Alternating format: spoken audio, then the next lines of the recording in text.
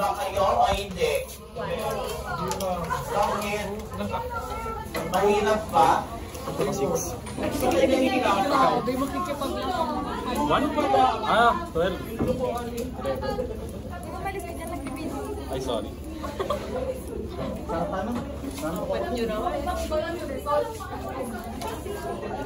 Ano to, 3? Mas lalo kung bumaba. Hindi pa kanya. Ay.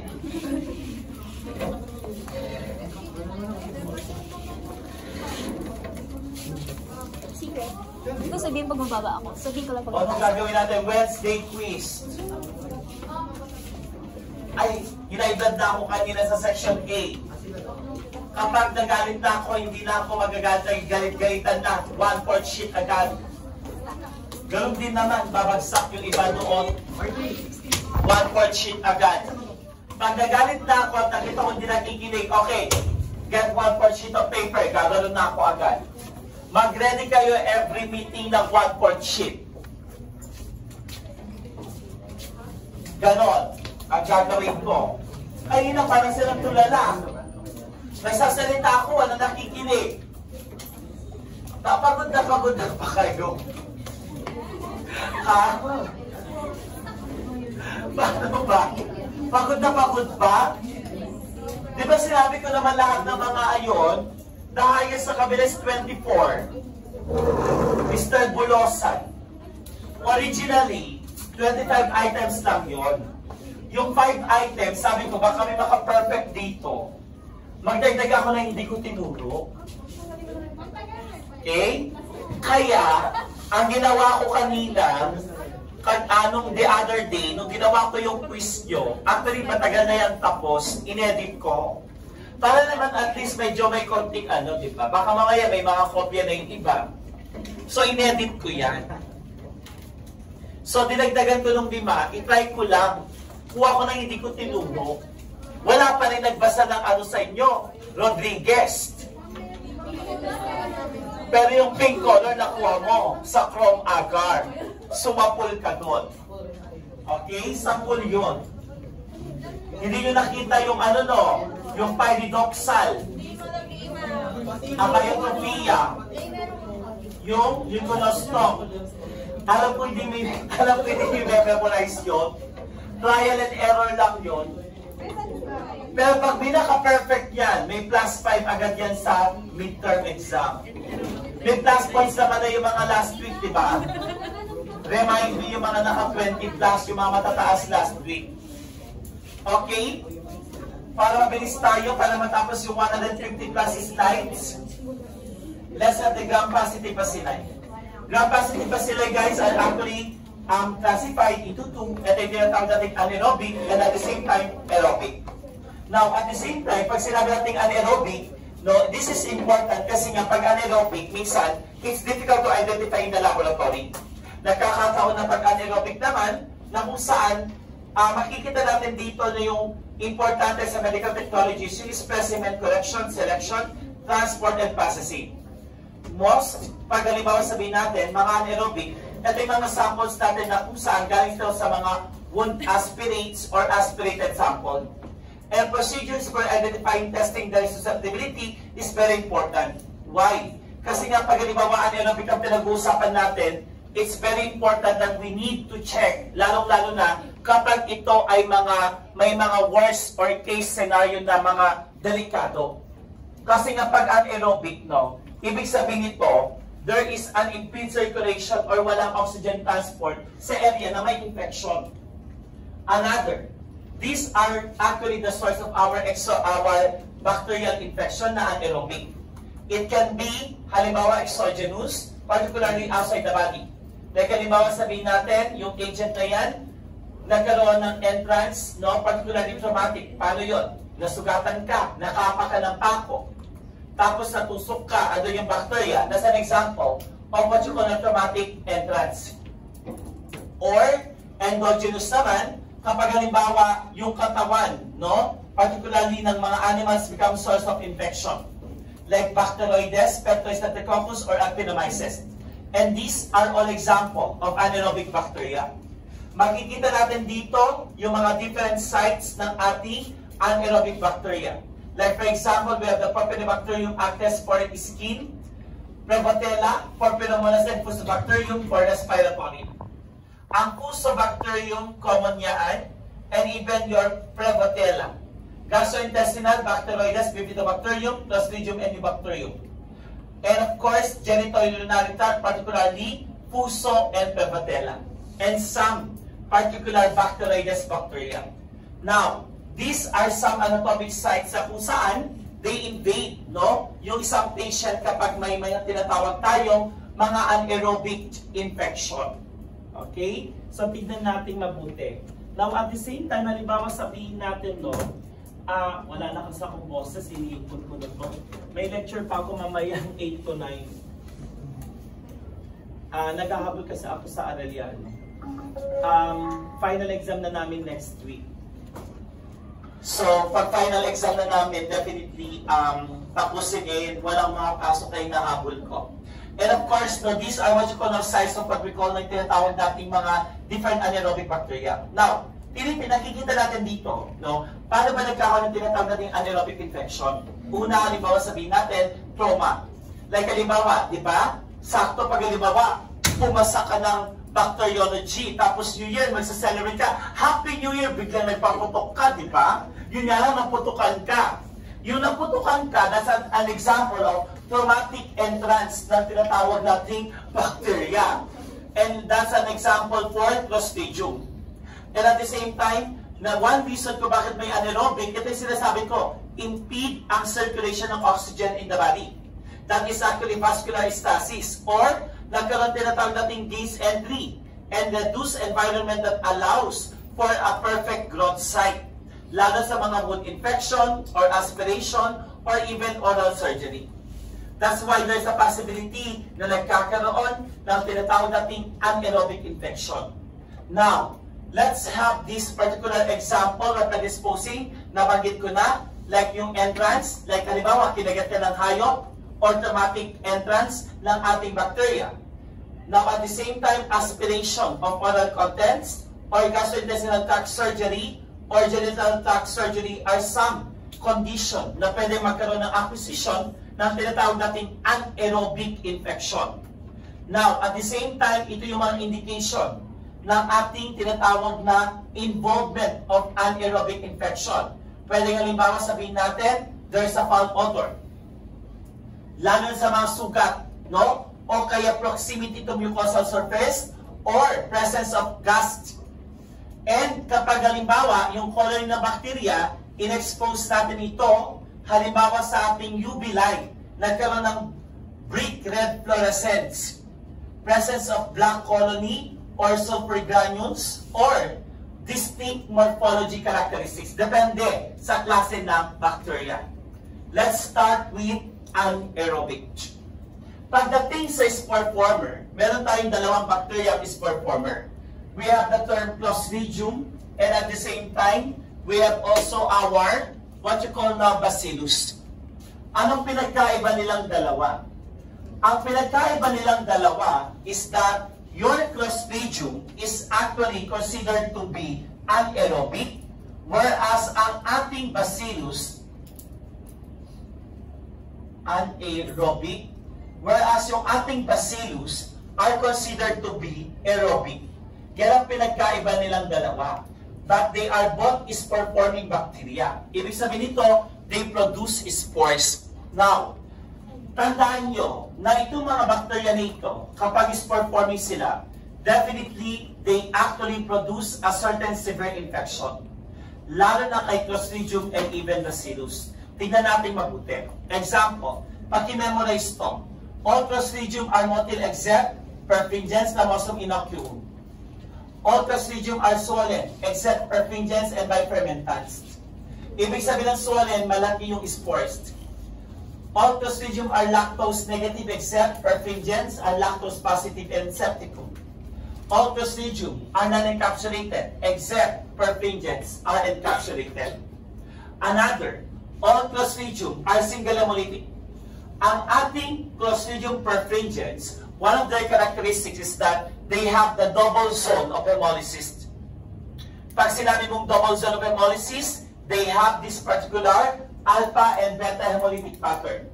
And at the same time, makikita mo dito, they are sucrose negative. Except, lahat ng ating Clostridium sucrose negative except Clostridium perfringens. Okay? Then, i-discuss ko mamaya yung characteristics niyan. All Clostridium are dextrose positive except Tetani histolyticum. The former does not ferment any sugar. Ito yon. Now, to classify our Clostridium, it can be classified in the following group. Una, pag sinabi mong histotoxic, they are involved in necrosis. One good example, Clostridium perfringens, the common name, the gas gangrene bacillus, o yung tinatawag nating myonecrosis. Now, on the other hand, may tinatawag tayong mga toxigenic group. Ang ibig sabihin ng toxigenic group, they produce toxin.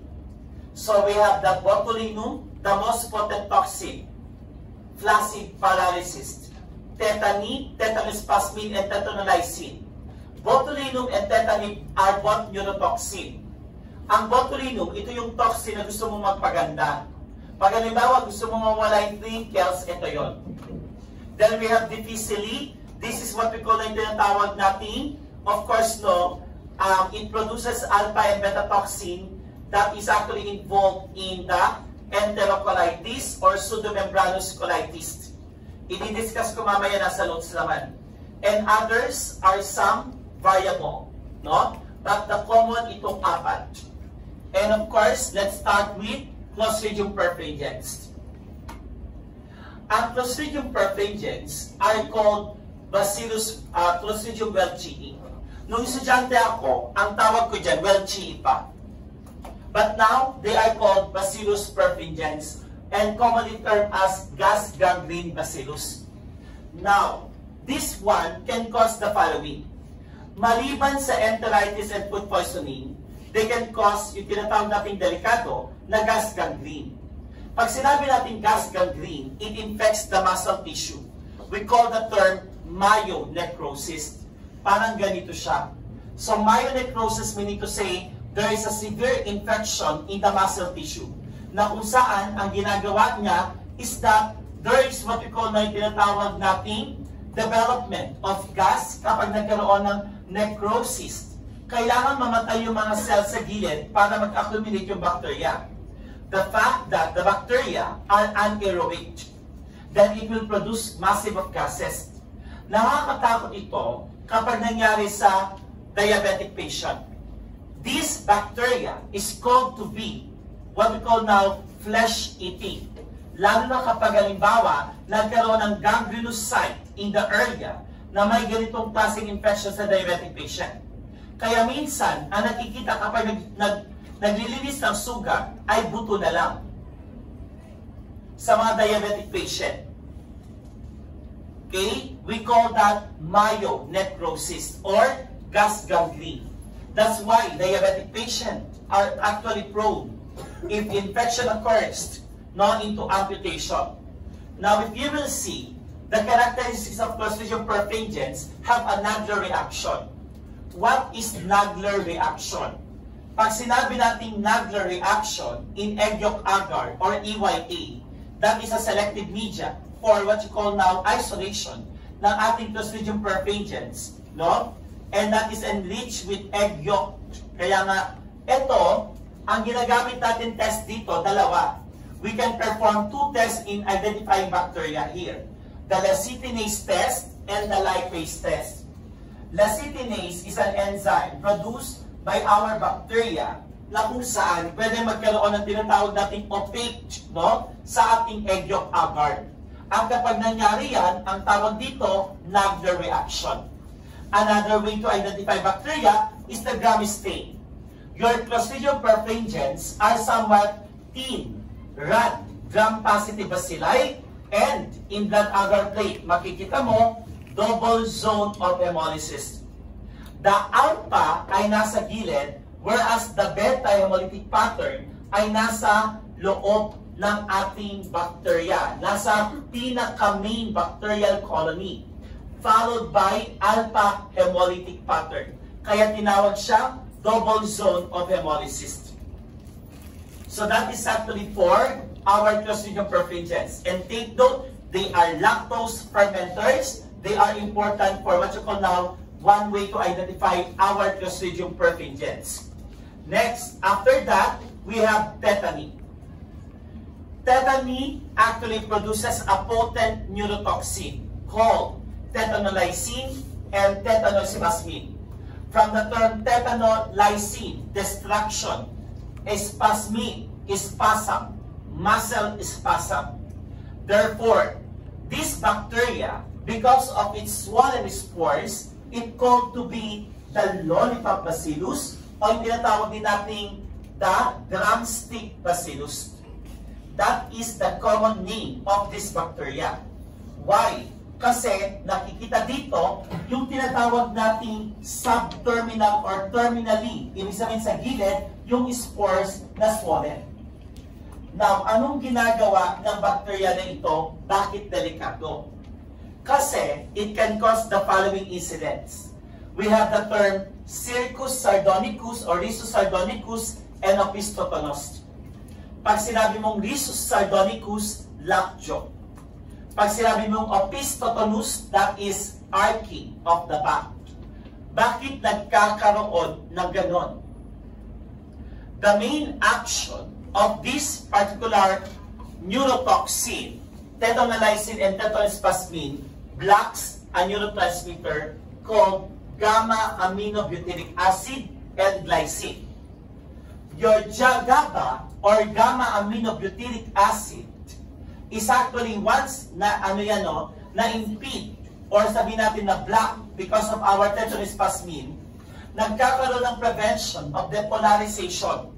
Pag na-prevent ng depolarization, walang proper relaxation ang muscle control. Tuloy-tuloy yun, no? That's why in the postsynaptic membrane and conduction of electrical signal is continuous.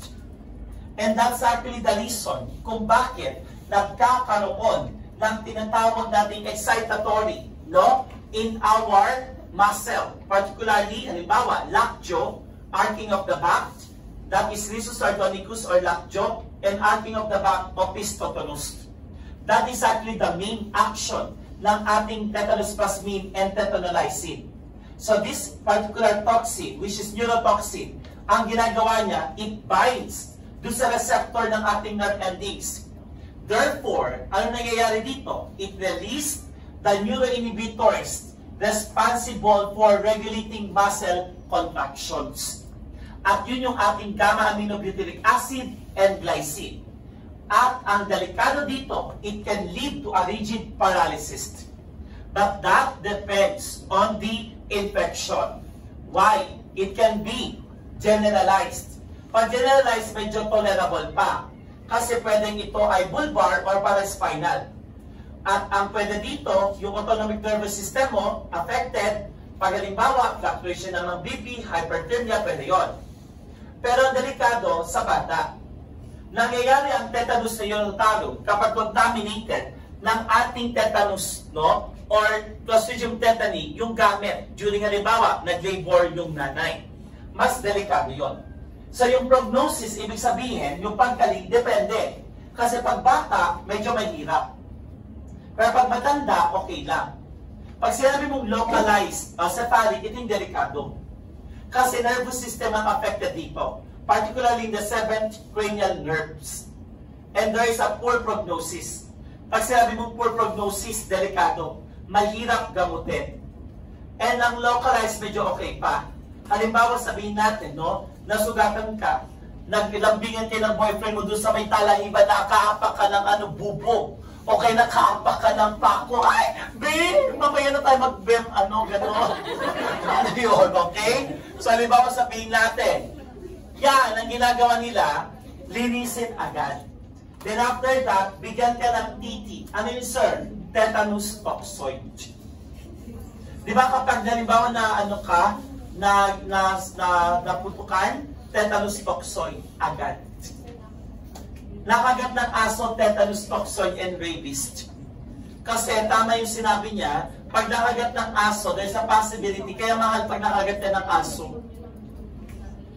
Yun nga, kaya pag halimbawa nakagat ka ng aso sa kapitbahay nyo, yun ang mahirap. minsan hindi rin natin alam, kahit walang rabies yan, baka may tetanus.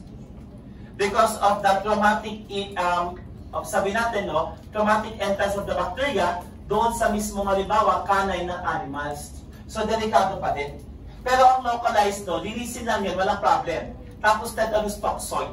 Kaya favorable ang prognosis niyan. Then at the same time, makikita natin dito, ang control and treatment, kailangan debridement of the primary wound. Napaka-importante niyan. Then we can take antibiotics or tetanus toxoid. Yung sinabi ko sa inyo. Or DPT, nung bata.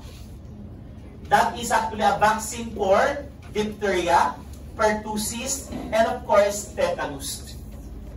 Diba? Tetanus toxoid. Tetanus. Ito yun. Tatlo kasi ang DPT. Diphtheria for Corynebacterium diphtheriae, pertussis for whooping cough, that is Bordetella pertussis, and T for Clostridium tetani, tetanus. Okay? Nakuha? Importante lang yung T, tetanus. Next, the most potent toxin. Ito ang nakakatakot. Huwag ka nang kumain ng delata kasama ng jowa mo kapag expired na. Bakit, sir?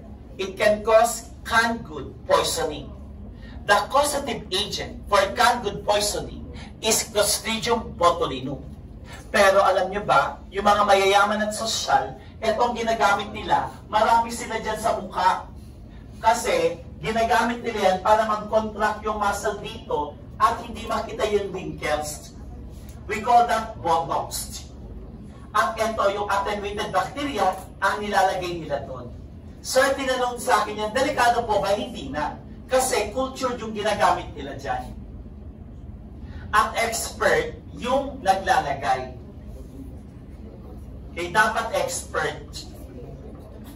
Kapag nagpa-botox kayo, expert, nilalagay nila dito o kaya dito. Nakakita na ako kasi yung pen ko, ini-inject lang siya. Kung hindi fillers, ito yon. Pero, pag-usapan natin yung sakit niya. Ang nakakatakot dito, alam niyo kung bakit siya yung pinaka-potent na toxin? Because this is the main action. It blocks the acetylcholine.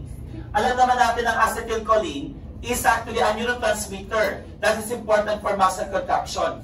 Kaya pag na-block ang acetylcholine, pababa yung impact. So from this nervous system, pababa, hanggang sa magkaroon ng tinatawag nating respiratory distress, na yun ang pwedeng ikamatay ng patient. From the neuromuscular junction, causing dysplasia, yan, then dysphagia, dito yon. Hindi ka na hindi mo na maigalaw yung jaw mo. Then, the worst scenario, hindi ka na makahinga. And that is respiratory paralysis. And that is the term, flaccid paralysis. Yan ang causative agent ng tinatawag natin flaccid paralysis.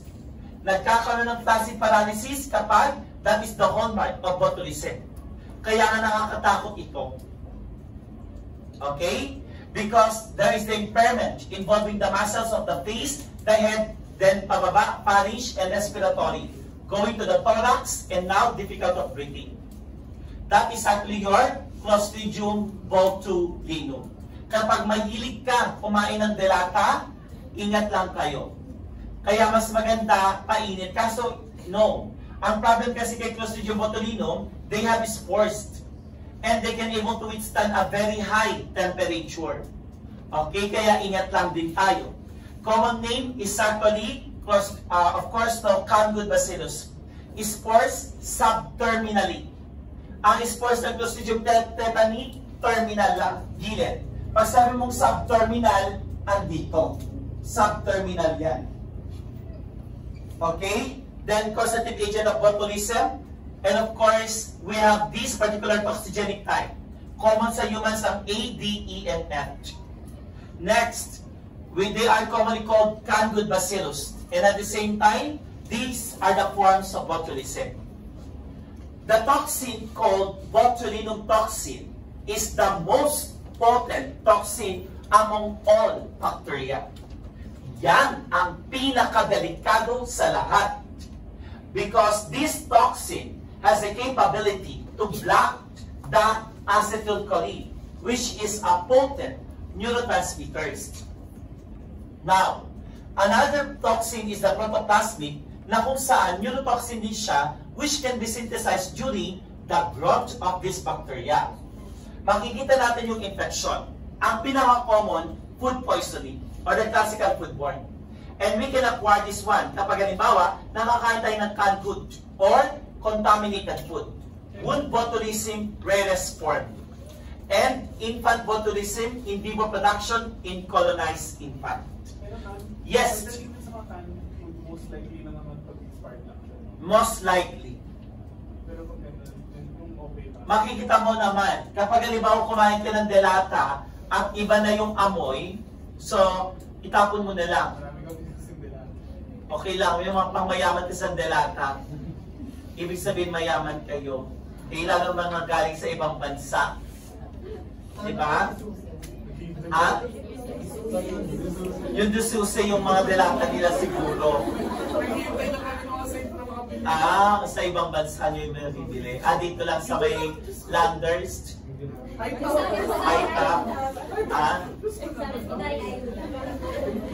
Kasi takot na ako bumili sa mga gano'n sa high-top, yung mga murang mga gano'n. Walang lasa. Tapos ano pa, malapit mo mag-expire pag sale. Oo, pag sale naman na, malapit na mag-expire. Iluto nyo na agad, kainin nyo na, para safe. Kasi actually, delikado ito. May mga na-isolate kami before na ganito, muntik na matay yung patient. May in-inject sa kanya yung doktor, hindi ko lang alam kung ano yun. Kasi, ang kalaban dito, yung pagbablock ng ating bacteria, ng neurotoxin sa acetylcholine. So, pwede ma-paralyze yung patient. Kaya tinawag siyang flaccid paralysis. Okay? But anyways, bibihira. Sa delata, actually, bibihira. Pero candid bacillus, kapag expired na, para say, huwag nyo na ipamigay sa kapitbahay. Be, sa inyo na to, yung pala expired. Pag bumalik bunganga mo, alam mo na yun, huwag nyo na, kawawa naman. Baka mamaya iba na isipin pag nakita, expired na to di ba? So huwag na itapon nyo na lang. Huwag nyo na ibigay sa mga pulubi, kawawa yung mga pulubi. Bigyan nyo na kung ano yung ano. Huwag naman ipamigay. Ako may mga delata ko, tinapon ko. Binigay kasi ni Mayor Isko pa nun yan, nung pandemic. Tinapon ko, sayang, hindi ko nagamit kasi umuwi ako ng Isabela. May mga corned beef, may mga sardinas, may bigas pa nga eh. Hindi ko nagamit yung bigas kasi nag-brown na siya. So sayang, sana pinabigay ko na lang sana sa mga nangailangan na nung nakita ko, nanginayang ako. Kasi syempre consumable pa naman yun. Pero attempting, do not. Lalo pag halimbawa contaminated, kasi ito hindi natin alam kung saan yung source ng mga bacterial infection na ito. Okay? Now, at the same time, this is actually the infection. Next, difficile. Kapag ikaw ay nagtitake ng mataas na dosage ng antibiotic, mag-ingat ka. Kasi yung mga normal floramon sa large intestine ay pag namatay yan, ito nakakatakot. You can lead to antibiotic-associated diarrhea. And there's a possibility that it will be accumulated by Clostridium difficile in the large intestine. That can lead to, masarap kumain ng longganisa, mamaya, colitis. Namamaga ang large intestine or called to be pseudomembranous colitis. That is the infection of Clostridium difficile. Your Clostridium difficile actually contains or produces toxin. The toxin A and B. The A is enterotoxin, the B is cytotoxin. At pareho ito ang dahilan kung bakit namamaga ang intestine ng patient. Present normally in colon, but they can be related to antibiotic-associated diarrhea. Okay? Ito nakakatakot. And cytotoxicity assay is a single most effective test to identify this particular bacteria. Clostridium difficile. Next, how do we identify our anaerobic bacteria? Halimbawa sabihin natin, no? Sir, ano ba yung mga suspected na mga sample sa laboratory na iisipin natin anaerobic? Una, kapag ang sample ay aspirated.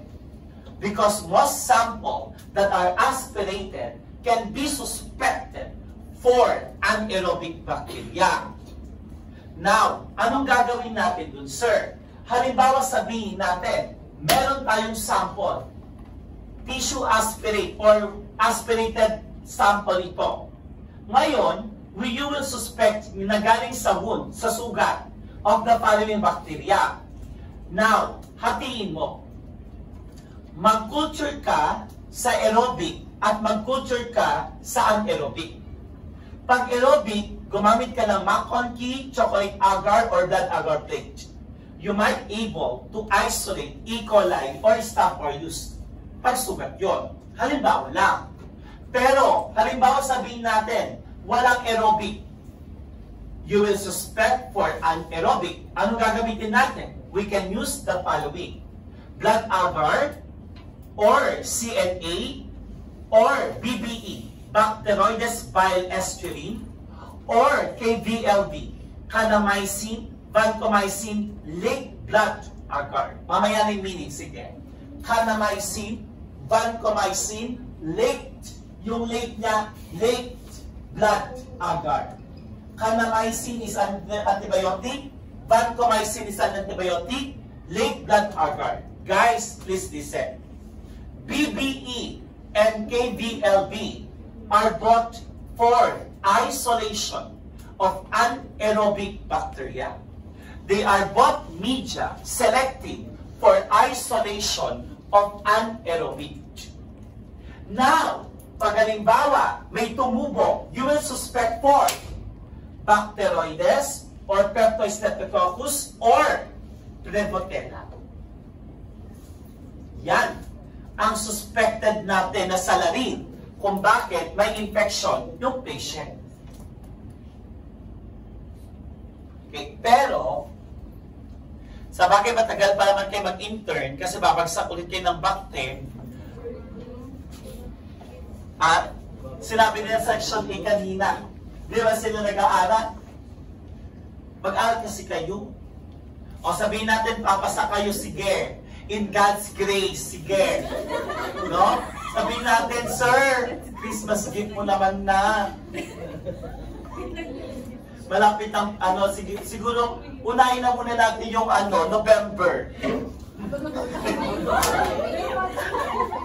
Yung November muna. No? Yung November 1. Siguro maglungkot-lungkutan muna kayo kasi sa November 1 pa naman, after November 3 ang midterm exam.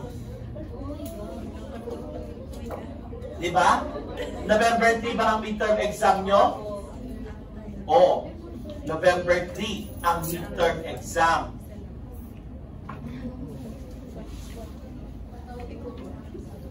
Hindi ko pa alam yung coverage.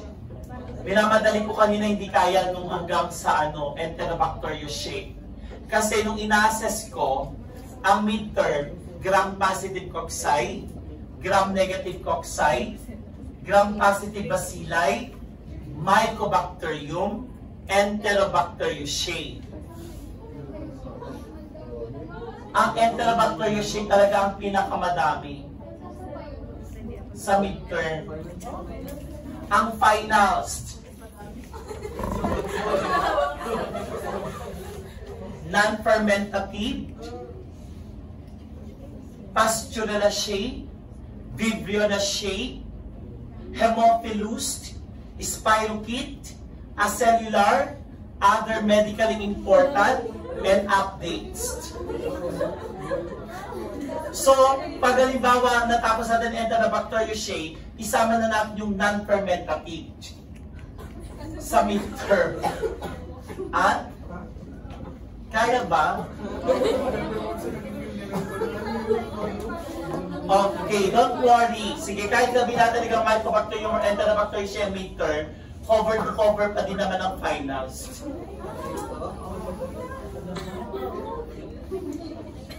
Alam mo kanina, bago pumunta ng Arellano, may kinausap akong estudyante. Sabi niya sa akin, bago pumunta ng WCC. Gusto ko kasi magandang mood ko lagi dito pag pupunta ako, kasi para hindi na ako ma-high blood. Sir, ano yun na ako? Kumusta ka? Anong plano mo? Papasok pa po ba ako? Ikaw, i-assess mo. Ano ba yung grade nung kinompute mo? Ano bang kailangan mong i-grade sa finals? 106, sir. So, hindi ako nagkama.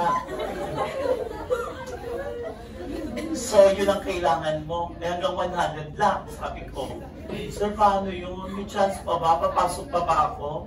Meron, sige. Let's make a deal. O, meron tayong dito, witness. Perfectin mo yung exam ko. Pag na-perfect mo yung exam ko, iano ko lahat ng prelims to semifinals, papasa kita. Sa bacteriology. No mistakes. Walang daya. Perfect. That means that you will pass the board exam. Sabi ko sa kanya, sir, parang hindi ko yata kaya. I will prepare 130 to 40 items. Yun na lang i-perfectin mo. Yung 50 items sa Samanti, huwag mo nang perfectin yan. Yung 140 items from prelim to finals.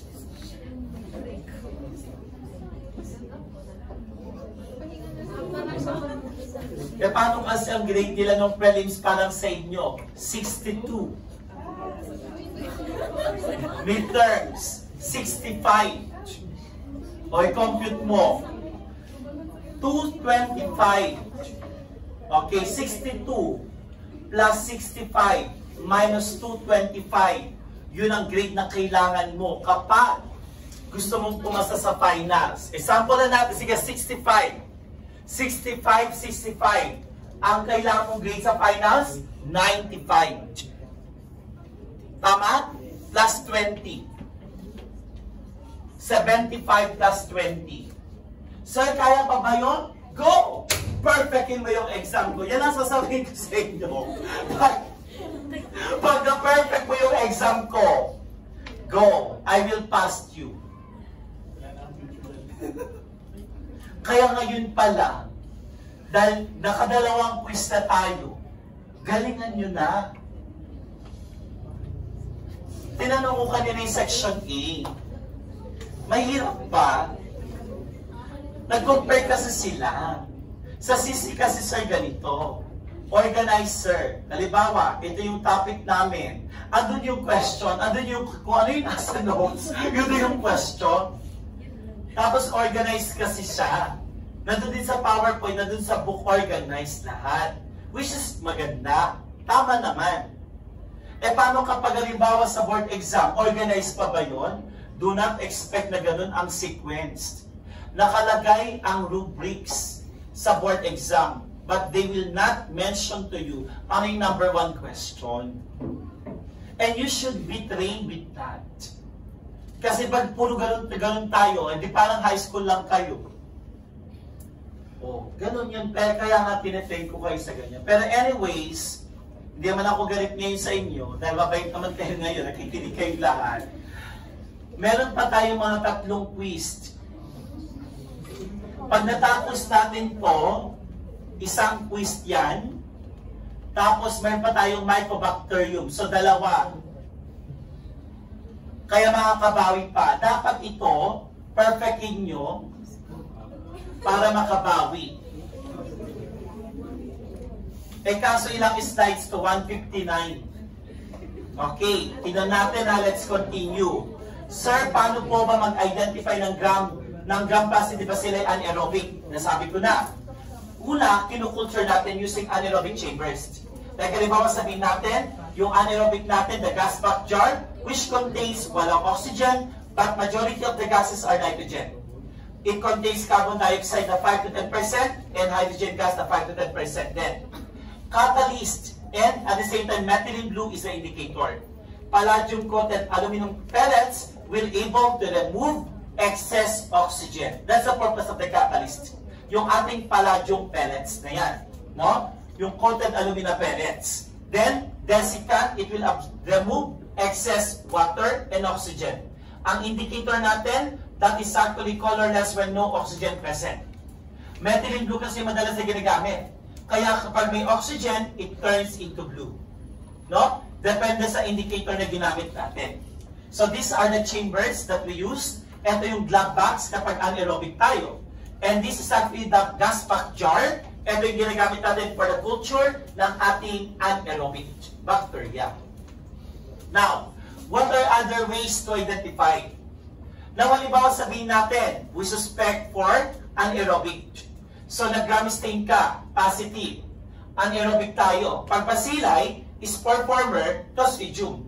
Pag non-spore former, Actinomyces, Bifidobacterium, Eubacterium, Lacto. Ibang Lactobacillus, hindi lahat.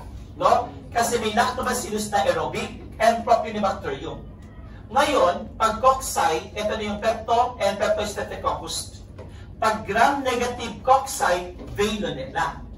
And sometimes they resemble Coccobacilli. Pag bacilli, ito na. Gram-negative Bacteroides, Fusobacterium, Porphyromonas, and Pneumotila. Ito yung apat na common na gram-negative anaerobic. Isama nyo si Biophila. No? Yan. Now, how do we identify that they are obligate anaerobe? Napakasimple. Kapag nag-culture ka, no, sa blood agar plate na anaerobically at nagkaroon ng growth, that's considered to be obligate anaerobe. Ibig sabihin nito, obligado na kailangan walang oxygen para mabuhay ang bakterya. Another way to identify fluorescence light, i-expose mo yung colony sa ultraviolet light. Pag in-expose mo ang ating Porphyromonas and Pneumotila, brick red fluorescence. I-memorize yun, meron yun sa quiz. Pag ang Fusobacterium nucleatum and Clostridium difficile, chartreuse green. Pag Veillonella, red fluorescence. Paki-memorize. Ito yung tsura ng ating fluorescence. No? Letter A, that is actually brick red for Porphyromonas as a colorytica. And B, that is chartreuse green for Fusobacterium nucleatum. Fusobacterium fusiform bacteria. Ito, paki-memorize yan. Prevotilla, brick red. Prevotilla vivia and descends, light to orange to pink. Pero parang wala yan sa pisko. Porphyromonas, brick red. Ito, Fusobacterium, chartreuse green. Like Fusobacterium nucleatum. Veillonella, red, but fades rapidly. Clostridium ramosum, red. Ito, Clostridium difficile. Para meron sa pisko yan. Chartreuse. And A. egertelia, that is red or sometimes walang fluorescence. So, that's actually one way on how we can able to identify anaerobic. Pag may fluorescence, no? Under long wave ultraviolet light. Another way to identify egg yolk agar, lecithinase for Clostridium perfringens. Pag lecithinase positive, ability ng enzyme lecithinase produce by Clostridium perfringens to cleave lecithin found in egg yolk. Ang nangyayari, opaque zone, Nagler reaction ang tawag dyan. Next, lipase test. Ability ng bacteria to hydrolyze lipase and therefore, iridescent multicolored sheen ang naproproduce like Fusobacterium necrophorum. That's an example of lipase positive. Fusobacterium necrophorum. Okay? Next. Now, ito na. Alam, ba't may ganyan? Tinanggal ko na yung kanina. Paki-memorized. Clostridium difficile, barnyard odor, chartreuse fluorescence. Under morphology gram stain, thin rods. Perfringens, double zone of beta hemolysis, boxcar. Septicum, swarming, thin rods. Sordellini, lobate, irregular, flat, thin rods. Tetany, swarming, pero sa blood agar, they are considered to be smoothly swarming. Pag nakita mo sa microscope ang gram stain, swollen, terminal spores. Peptostreptococci, peaked. Cocci in pairs. And last, Propionibacterium acnes, enamel white, cataracts positive on blood agar, coroniform rods ang morphology. Pag coroniform, parang pleomorphic yan ng bacilli or rod shape. Okay? And sa spot indole test, ang positive lang, eto. Sordellii, tetany, and Propionibacterium acnes. Another that you need to memorize, eto. meron tayong bacteria na anaerobic na tumutubo sa KVLB or the kanamycin vancomycin lake blood agar and Bacteroides bile aspirin agar. So dito yung bacteria, ito yung morphology sa ating KVLB, morphology sa BBE, at morphology sa gram stain. Nakuha. Okay, halimbawa, Bacteroides fragilis, large colony sa KVLB, pero non-hemolytic yan. Pero makikita mo sa BBE, black-gray. Why? Kasi this Bacteroides has the capability to hydrolyze bile. Yan, kaya black-gray ang color. Bacteroides cerealyticus, translucent PT. Pero hindi sila nag-grow sa BBE. Bilophila wadsworthia. They have the owl's eye appearance, black colony. Ayan, fish eye or owl's eye appearance colony ng Bilophila wadsworthia sa BBE agar. Ang dami ano. Kaya minumula na ako. Fusobacterio, ground glass or breadcrumbs. Pero walang growth sa BBE. Pero sa KVLB, breadcrumbs ang Fusobacterium. Pag nakita mo sa microscope, fusiform, kaya tinawag siyang Fusobacterium. Kaya, mga 50 slides pa tayo for tonight. Porphyromonas, translucent fluorescence sa KVLB. No? No growth sa BBE. Prevotella, intermedia, and Veillonella, walang growth sa BBE, but they are translucent. Tiny cocobacilli ang itsura. Yan ang ating anaerobic suspected kapag pinatubo natin sa KVLB at BBE. Okay? Next, let's have colonies ng ating dito. Dito, ang ating KVLB, color red, kasi nga blood agar din naman siya, nilagyan ng kanamycin and vancomycin. Nakuha? Dito, ito yung ating Bacteroides fragilis dito sa KVLB. Bacteroides fragilis naman dito sa BBE. Dito sa BBE, makikita natin na color, brown color because they can hydrolyze esculin. And once you hydrolyze, the bacteria hydrolyze esculin, it produces a black color. Okay? Next, aerobic. Naka ano na tayo? 1/4? Kasi 50 slides pa lang, 159 yan. O pwede mo na kayo umihi. Kasi meron pa tayo isang oras. 5 minutes lang.